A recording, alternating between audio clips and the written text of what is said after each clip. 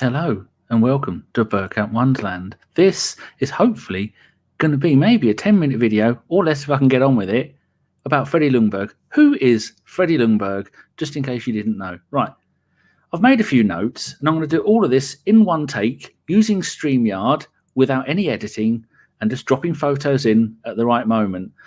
Hopefully this is going to work. Right, Freddie's full name is Carl Fredrik Ljungberg. He was born in northern Sweden in a place called, and I have asked Google to say this to me, Vitsu. I've got no idea if that's right or not. On the 16th of April, 1977. Freddie made his debut for Halmstads in October 1994 and played one game that season. In 1995, the next season, Freddie and Halmstads won the Swedish Cup, and in 1997, they were the league champions.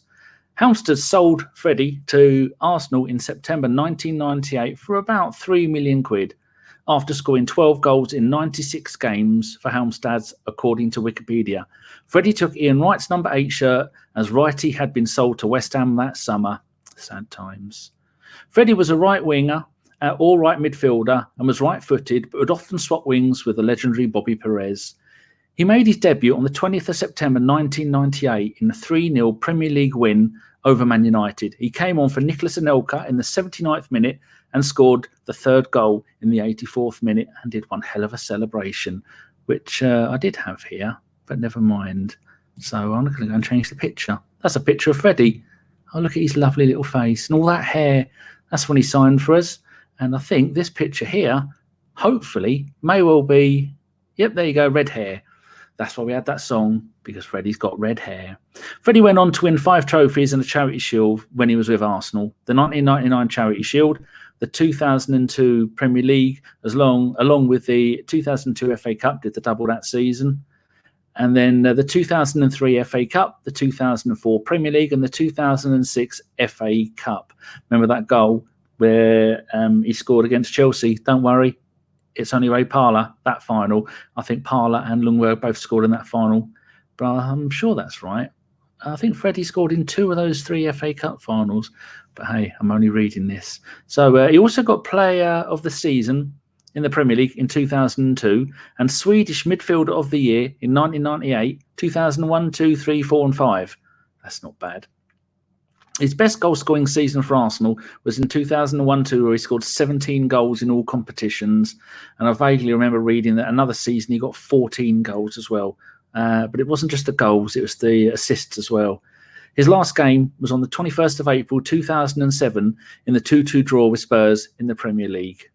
I don't really remember that. Freddie played 328 games for Arsenal and scored 72 goals.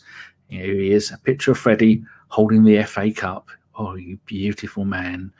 Right, now the sad bit. In the summer of 2008, Freddie... No, I'm reading ahead of myself. In July 2007, Arsenal sold Freddie, who was now 30, to West Ham for £3 million, apparently signing a 4-year contract. Now, I remember at the time thinking, why is Freddie going to go to West Ham? He's still a decent player. He's only 30 years old. Looking back at it, I think he was having injuries. His last season at Arsenal, he didn't play that many games. I think he played half the number of games possible. And so I think it was injuries making the most of taking the what made Freddie special, took it away from him. Anyway, this is the bit I did say by accident. In the summer of 2008, Freddie and West Ham agreed to cancel his contract. I read that when he played the first game for West Ham, he was captain. So they obviously rated him, and it didn't turn out right. So that's very sad. So Freddie took the summer off, according to Wikipedia, and he went back to Sweden to train with Halmstads. And rumours were in the papers that many Italian, French and English sides wanted him. I remember reading about it thinking, well, he's only 31. He's going to be going somewhere. The man's an absolute wonderful player. Look what he did at Arsenal and look what he does for Sweden. But anyway, in October 2008, this bit makes me sad, being a Portland Timbers fan. Never mind. Freddie agreed to sign for the new MLS side Seattle Sounders, ready for their 2009 season, which was their first ever season in MLS. And then they went on and won the US Open Cup. You have 2 divisions, and then they all play, and then the best top teams in each division play off against each other until 2 teams meet in the final. So it's like a league season followed by a knockout cup competition. That made me sad seeing him win that. Anyway, so won that in his first season, pretty good. And then halfway through the next season, 2007, after Freddie had scored 2 goals in 40 games, he was traded to Chicago Fire. Little picture there of him playing for Chicago Fire. That's a much better picture. Where he went on and played 15 games that season and scoring 2 goals before he was released at the end of the season, by which time poor old Freddie was 33 years old. I remember watching him quite a lot playing in MLS and always thought, well, he's going to take that league by storm, but he didn't really. This next bit made me happy. He went and played for Celtic, much like the legendary Ian Wright and quite a few other Arsenal players in their time. So in December, Freddie had a trial with Celtic in Scotland, and after the trial ended, he did well, and so he signed a short-term contract until the end of the season. Freddie only played 7 league games and 1 cup game and was released at the end of the season when he was 34 years old. Again, thought he was going to go to Celtic and do absolute wonders. He's getting on a little bit. This next move was quite weird. Very rare you see players of his calibre, European players, go and play in Japan, although we do have an ex-Arsenal player playing in Japan at the moment, Jay Bothroyd. And Lucas Podolski, thank you very much. Right, so he went off to, in August 2011, Freddie went to play in Japan for Shizuma S-Pulse and played 11 games for them that season before leaving the club in February 2012, aged 34 years old. He then announced his retirement from football in August 2012, aged 35 years old. And we all thought, well, there you go. It's all over and done with. So he came out of retirement in July 2014 to play for Mumbai City. The only picture I could find, a little bit of a watermark on that one, but never mind. Look at him, full flow, you beautiful man. So yeah, he went and played in for Mumbai City in the Indian Super League with his ex-Arsenal teammate Nicholas Anelka. But due to injuries, he only played 4 games and left the club in December 2014 and retired again at the age of 37. That was a very sad day for football. During his career in 6 countries with 8 different teams, Freddie played 521 games and scored 89 goals. That's debatable. French Wikipedia says he scored that. English Wikipedia said he played 3 less. So you just take that with a pinch of salt. Who really knows? Here's a picture that will make our Chris very happy. Look at that. Freddie in a Sweden shirt. Right, so he also played 75 games for Sweden and scored 14 goals. Look at him. Magnificent. After retiring, Freddie was given the ambassadorial role at Arsenal in May 2013. So that's after the first time he retired before he went to play in India.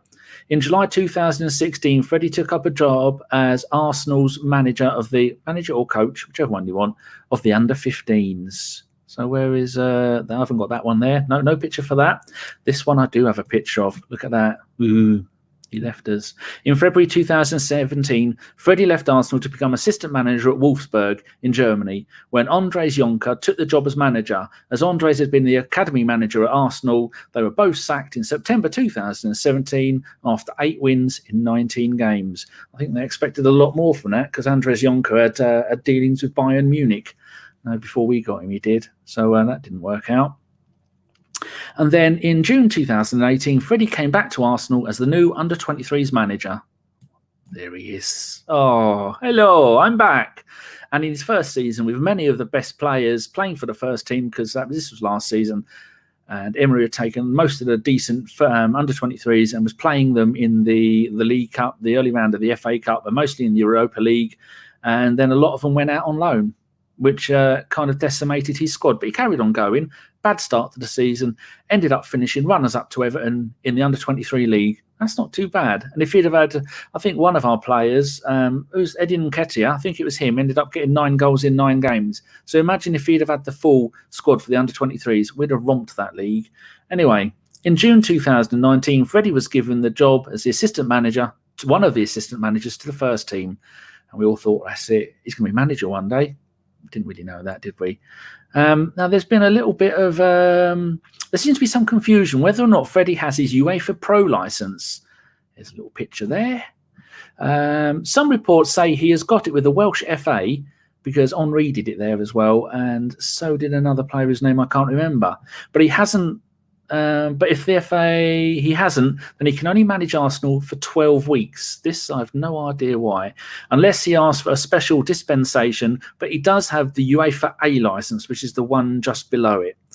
So there you go. That is the legend, that is Freddie Ljungberg. I'm going to go back, end this on... Do I end it on a picture of that Freddie?